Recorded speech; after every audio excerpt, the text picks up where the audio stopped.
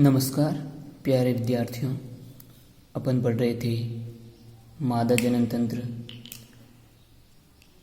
तो आज अपन इसके कल वाले भागों से अपने देखा था, निषेचन तक देख लिया था इन भागों में। आज इसको अपन और विस्तार से देखते हैं। तो आज अपन देखते हैं निषेचन।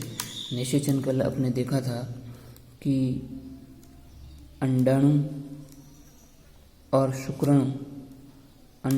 शुक्राणु का मिलना ही क्या है, निषेचन कहलाता है। तो अंडाशय से अंडाणु फैलोपियन नलिका में जाता है, फैलोपियन नलिका में जाता है और मादा के योनि मार्ग द्वारा शुक्राणु का अंडाणु तक पहुंचना और उसे निषेचन की क्रिया संपन्न होना है, यानी मिलना। तो निषेचन की क्रिया कहलाती है। तो ये फैलोपियन नलिका में होती है। कहाँ होती है? फैलोपियन नलिका में होती है। तो अंडाणु और शुक्राणु का निषेचन, अंडाणु मादा द्वारा और शुक्राणु नर द्वारा प्राप्त होता है, यानी अंडाणु और शुक्राणु, अंडाणु मादा द्वारा, शुक्राणु नर द्वारा। तो ये संभोग के द्वारा शुक्राणु का फैलोपियन नलिका में तक जाना और निषेचन की क्रिया संपन्न करना। देखो, ये निषेचन होने के बाद देखिए, जब ये निषेचन हो जाता है तो निषेचन के बाद युग्मनज, निषेचन के बाद क्या बनता है? युग्मनज, जाइगोट, युग्मनज यानी जाइगोट, जाइगोट का निर्माण होता है। युग्मनज और युग्मनज में जो कोशिकाएं इकट्ठी होती हैं, 8 से 16 कोशिकाएं इकट्ठी हो जाती हैं। इन 8 से 16 कोशिका इकट्ठी होती है, उसे क्या कहते हैं? मोरुला। क्या कहते हैं? मोरुला अवस्था। 8 से 16 कोशिकाओं का समूह हो जाता है, इसे मोरुला अवस्था कहते हैं। और मोरुला के बाद बनता है ब्लास्टुला। क्या बनता है? ब्लास्टुला, ब्लास्टुला अवस्था आती है। और ब्लास्टुला के बाद गैस्टुला अवस्था। कौन सी अवस्था? गैस्टुला। और गैस्टुला अवस्था के बाद भ्रूण। तो ये क्रिया में आगे 8 से 16, 16 से 32 ऐसी कोशिकाओं का विकास होता जाता है। और युग्मनज में जो जाइगोट कहते हैं, इसकी मोरुला अवस्था, मोरुला के बाद ब्लास्टुला अवस्था, ब्लास्टुला के बाद गैस्टुला, और गैस्टुला के बाद भ्रूणी अवस्था में ये परिवर्तित हो जाता है। तो ये जो ब्लास्टुला अवस्था में है, ब्लास्टुला अवस्था में ये जब ब्लास्टुला अवस्था में जब अवस्था आती है, तब ये गर्भाशय की भित्ति से जुड़ जाता है, यानी ये गर्भाशय में रोपित हो जाता है।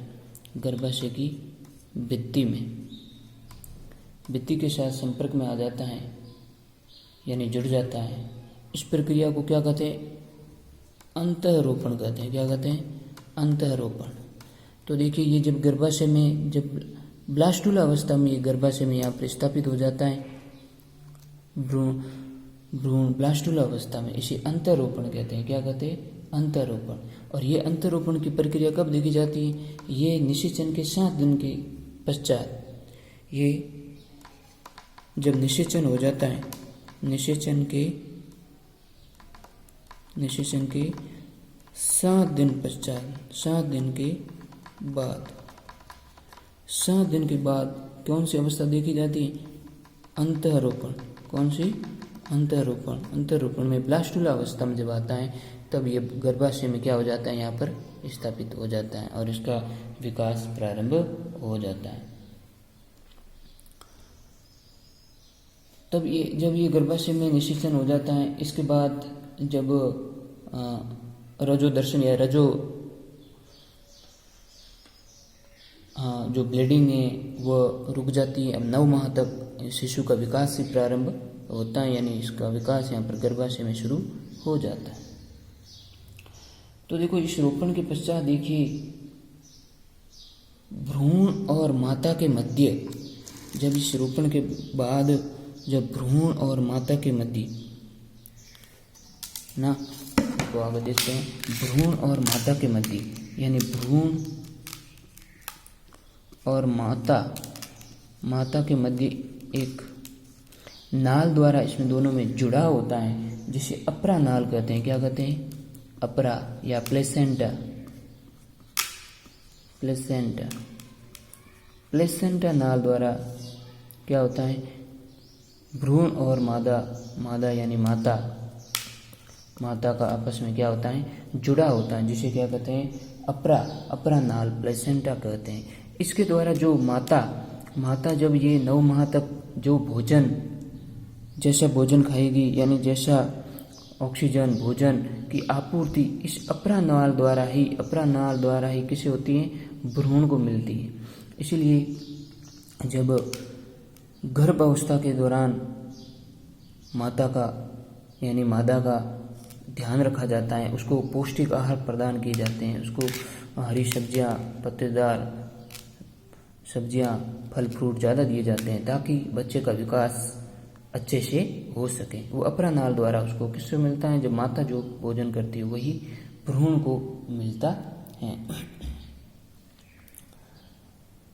अपरा नाल में देखिए वैसे 4 हार्मोन पाए जाते हैं। इसमें जो अपरा नाल में 4 हार्मोन पाए जाते हैं। पहला है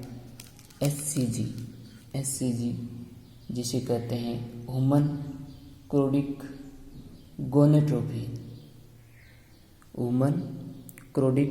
गोनेट्रोपी। ये जो हार्मोन है इसे प्रेगनेंसी हार्मोन बोलते हैं। क्या बोलते हैं? Pregnancy hormone. ये अपरा में ये प्रेगनेंसी हार्मोन यानी प्रेगनेंसी टेस्ट में प्रयोग होता है, क्योंकि जो ये हार्मोन है प्रेगनेंसी हार्मोन, ये ना प्रेगनेंसी टेस्ट में प्रयुक्त होता है कि जो मादा है जिसने गर्भ धारण यानी कर लिया है या नहीं, इसकी टेस्ट में ये एससीजी हार्मोन के द्वारा ही पता लगाया जाता है। ह्यूमन क्रोडिक गोनेट्रोपी।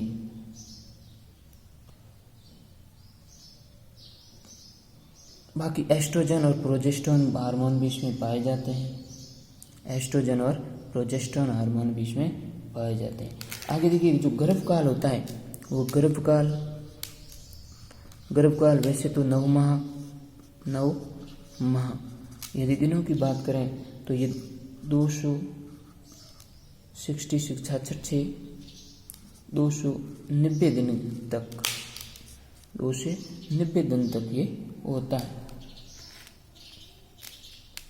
अब देखो शिशु के जन्म की प्रक्रिया, जब ये शिशु का यहाँ तक विकास होता है तो फिर इसको जन्म होता है। जन्म के प्रक्रिया को प्रसव कहते हैं। क्या कहते हैं? प्रसव कहते हैं। जो जन्म है उसे क्या कहते हैं? प्रसव कहते हैं। इस प्रसव के लिए कौन सा हार्मोन उत्तरदायी यानी प्रयुक्त होता है? वो है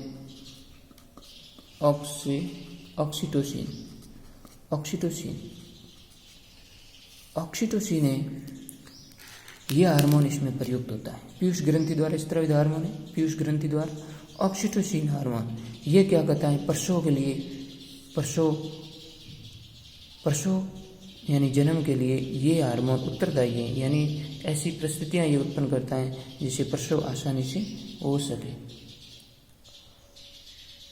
तो ये प्रसव के लिए उत्तरदायी है। अब देखो जो माता का दूध है, जो प्रथम दूध है माँ का, मादा या माता, इसका जो प्रथम दूध है उसे कहते हैं कोलेस्ट्रम। क्या कहते हैं? कोलेस्ट्रम कहते हैं। ये जो गाढ़ा दूध है ये शिशु के लिए अति उत्तम होता है। इस दूध में ही क्या पाया जाता है? इस दूध में, प्रथम दूध में एक पाया जाता है IgA प्रतिरक्षी।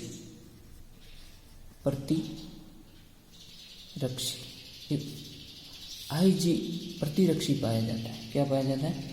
जो शिशु, ये दूध में पाया जाता है, माँ के दूध में। यदि माँ के दूध में कौन सा प्रतिरक्षी पाया जाता है? IgA प्रतिरक्षी माँ के दूध में पाया जाता है।